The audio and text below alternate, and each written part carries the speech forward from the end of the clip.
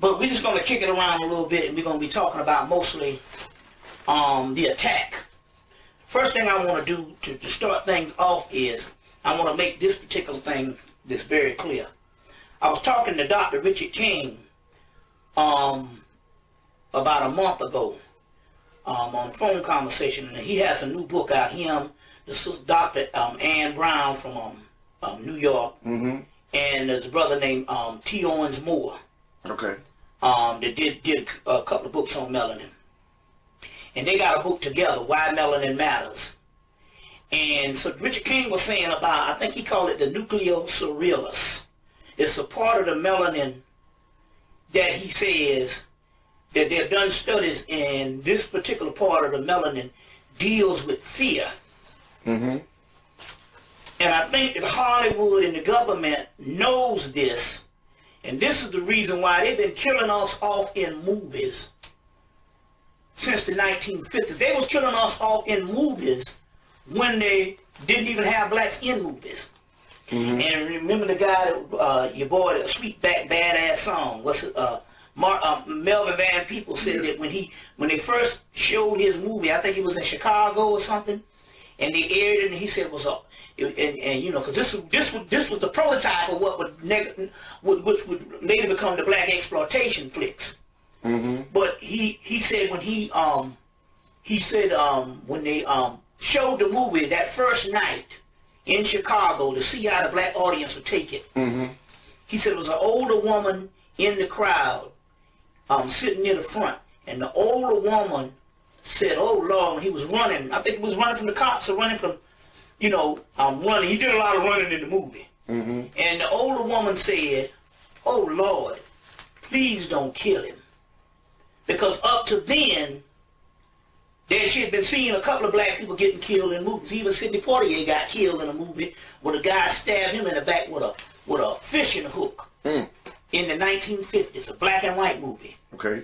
And the point what I'm trying to make here is we got to put a stop to, well, I know it's not going to happen, but we need to choose not to watch movies where we die all the time. Because, like Richard King is saying, if the melanin is affected by the fear, then that stuff is going into our psyche and into our melanated brain. Now, let me give you an example now, because like I said, in the first one I saw Enter the Dragon, and I knew this was a Enter the Dragon, and it came out later. Enter the Dragon came out fall '73. And I thought it affected me because I was a little younger when the movie came out. But I saw the movie again when I was 30. Okay. And I still was affected by the killing of Jim Kelly. Not only did they kill him, they put the brother's death on the movie poster, and that movie poster is shown to this day when you pick up the video or the DVD. The point I'm trying to make here is these things are attacks. An attack a lot of times don't necessarily have to be the tanks rolling down the street. An attack can be psychological. You see what I'm saying? It can be psychological. Let me give you another example. How I was affected the same way in 1990 when Spike Lee came out with Mo Better Blues. I love the character. I love Denzel's character. I love the jazz artist. I was glad that they put a film together about jazz artists because we've been rich in history with that. I like the whole crew. I like the whole setup. But whenever he made the decision for the guy to take the horn and hit him in the face and destroy his and mess his lip up, and destroy his career, the next morning I woke up and I saw the movie. I was affected by it and stuff. I said, you know what? I didn't like that. I didn't like that. And I said, we shouldn't take these blueprints from Europeans who love to see that kind of tragedy. Because we got to understand something here. These are our heroes. And our heroes, heroes, should have, you see, they shouldn't be damaged on that particular level. And especially when the European is doing it to us, like I said, every sci-fi movie, you know what I'm saying? And every time we look up, they cast black members in these movies to get killed. The other thing here is getting shot in the behind. So Denzel won the Academy Award because he got shot in the behind, and then after he got shot in the behind, they killed him. Not only did he get murdered in Malcolm X, which was a historical thing, so we needed to see that, but almost 10 years later, he gets killed execution style after getting shot in the behind. So see, we would think that this was, that's just one movie, but Martin Lawrence got shot in the behind in Bad Boys too. And this is when the conspiracy come in, because the veteran actor Fred Williamson says that I never get killed in a movie and I always go home with the woman. Which is right. That's exactly what John Wayne does, Clint Eastwood does, and James Bond. You always go home with the woman because that cements your maleness. You see what I'm saying? Always go home with the woman, and I never die in a movie. So when he got up on the set for Starsky and Hutch, the new Starsky and Hutch in 2003 or 2002 when they was making, because it came out in 2003, he said, they told him, yo, he's supposed to be the boss of Starsky and Hutch, you know, the boss that chews out the reckless cops. He said they told him, yo, you got to get shot in the behind. He said, I ain't getting shot in no behind. Fred Williams, a veteran actor. He said, no, I'm not doing it. He said, I'm not doing it. He said, I put my children through school. I don't need it. So then they came back, just like they did with Dave Chappelle. They came back a few minutes later with another script. Already ready. Already ready. You see, this is a ritual of an attack. You see what I'm saying? That they do own us. We got to understand the attack is coming from multiple levels. But now we know that it's a direct attack on melanin to dehumanize you and to put you at a subordinate position. You see what I'm saying? But in other words, when it comes to the male, to effeminize him. Right. You see what I'm saying? The other thing I want to say is too now, there's nothing wrong with fat black women. Oh, no question. You see what I'm saying? She's the only person in the race can get accepted and get many men. You see what I'm saying? We say she's fat, but she got a cute face. But, and some of them got pretty feet. Pretty feet, and some of them are real sexy. Right. A lot of them are sexy. But that's not the point here now, but you got to understand. We're not talking about Hollywood versus fat. Right. What we're talking about here is a system and a ritual. Now let me give you an example. And a stereotype. Stereotype. Now, we know in the 1990s they had tons of black women in the movies. They Angela Bassett, Leela Rashawn. They had one of the girls that played Girl 6. Can't think of that girl's name. Girls that played with Spike Lee. Teresa Randall. Next thing you know, she's gone. They had a bunch of them. Now, that's good. And then you can put the heavyset sisters in there. But it's one thing when Hollywood says, no more. The only people that's going to get the jobs is the heavyset sisters. So all of a sudden, no acting Queen Latifah becomes the standard, and Monique pulling out movies. And the point I'm trying to make here is that I'm not trying to push them aside, but what I'm trying to say here is something when those are the only ones that can get roles, because we're talking about a ritual that goes all the way back to Hattie McDaniel, who was the first person to win, first black person to win the Academy Award. You got to understand how this thing goes here. And the reason why here is it is imperative that they don't show the black woman's sexuality in the standard of what that equals the white woman. And something based on the melanin now, psychologically, these images, there's a reason. Remember I just started out saying there's a standard of beauty that you got to get to. And even if you're fat, you got to be beautiful, because I've seen Queen Latifah turn into a fox on the last couple of movies. Yeah. You see what I'm saying? But the point I'm trying to make here is when it comes to the standard of beauty, which is in Hollywood, you see what I'm saying? Against the Julia Roberts, against the, you see what I'm saying? All these Charlize Theron, Jodie Foster, all these particular people, there's a standard of beauty. They're saying that the black woman cannot equal that.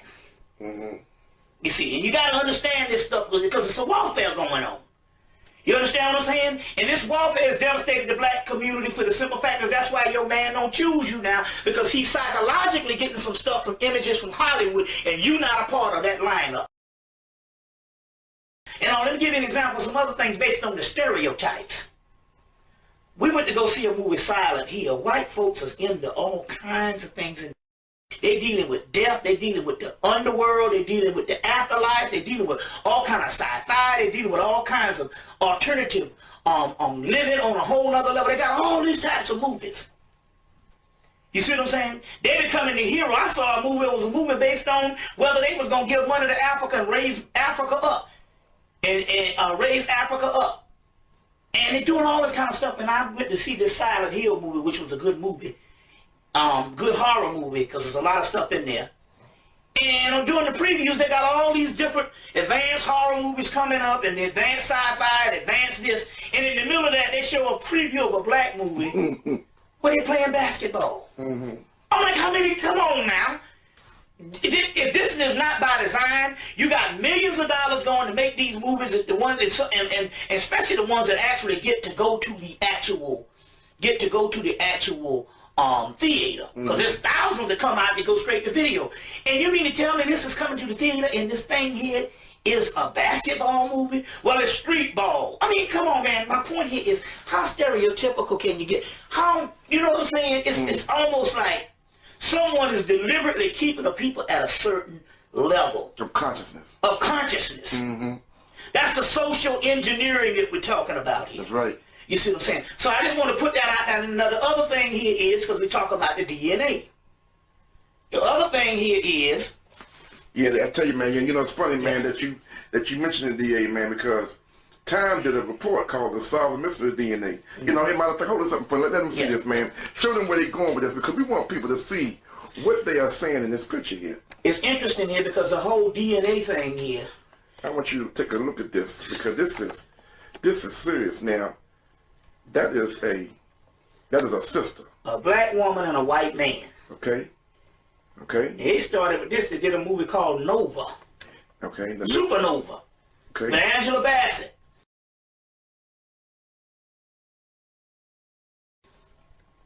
And in the movie, the end result was, I can't think of the other guy's name that was in this thing, James Spader. And the end result is that they two merged together. And he had a blue eye, he had a black eye, a brown eye, and she had a blue eye. As to say that they energies merged together, it's about the black man, the white man, and the black woman. Now it's interesting here because they had a movie that come out here in February called Something New. You see what I'm saying? Called Something New. Can't think of that black actress name.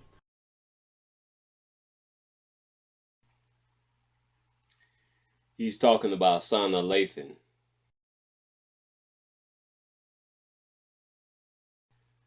Lord have mercy. I've been in love with her like forever. But she's been in Hollywood for a long time, so she's probably going too. So let me shut up before I conjure her up in my dreams. Sorry to interrupt. Back to Bobby Hemmett. But anyway, in the movie, they got all these black people in the movie, Blair Underwood and all these particular people, and they all surrounded this black girl who's coming together. She's the new hot chick that did in a couple of movies. Can't think of her name right now. But anyway, she's coming together, and the whole thing is something new, as if to say that she hooks up with this white boy. As if to say that you need to try something new. You understand what I'm saying? You need to try something new. The point I'm trying to make here is I'm not really that much interested in going out here trying to encourage people not to marry interracial, not because of the simple fact that I'm some rainbow coalition. I just know that reality, black people gonna do what they gonna do. Right. You understand what I'm saying? So I'm not wasting energy on it. But it is another thing when the government is trying to do something on another level by encouraging the black woman to go out because they know she's already distraught and all messed up because she can't find a certain man or whatever type thing here. So they can play on that vulnerability to push her in the arms of the white man, or either do the cosign saying, okay, white boys, now it's time for you can go and get you this black woman. I ain't gonna be no top-notch white man, but it's gonna be these nerd people. Right. But the problem is that they got money. Exactly. They be wimps, and no white woman would want them. Right. But they got money. But they got money. Now, we noticed something on that magazine. Look what it says in the corner. Look, turn around, look at it. It say countdown to war. Countdown to war. Now, the war is on the black DNA. Now, explain what they mean when they say war on the black DNA. Well, the whole thing here is this particular thing here is using the white man. We're talking about, this is 2003. February 2003. Now, this was right before the Iraqi war. Mm-hmm. Now, it's interesting here because not only at this particular time here, about a few weeks after this came out, I think it was Newsweek put out a magazine. It had Beyonce, Star Jones was the two stars, and they had two other people in the business industry. Mm-hmm. These black women, and they're saying how these black women are succeeding far beyond the black man by leaps and bounds, and you know what I'm saying, as far as in business, as far as in economics and stuff, they're leaving the black man behind. Now, it's not by mistake that they put out that Newsweek a couple of weeks after putting out this. Mm-hmm. You understand what I'm saying?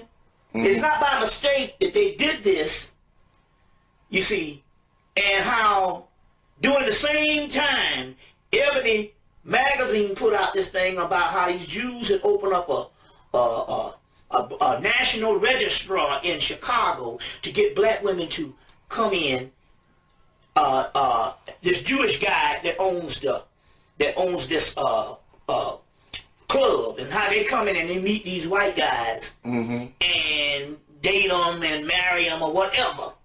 And they said that they only wanted a couple of hundred to come with the club and sign up with the registrar.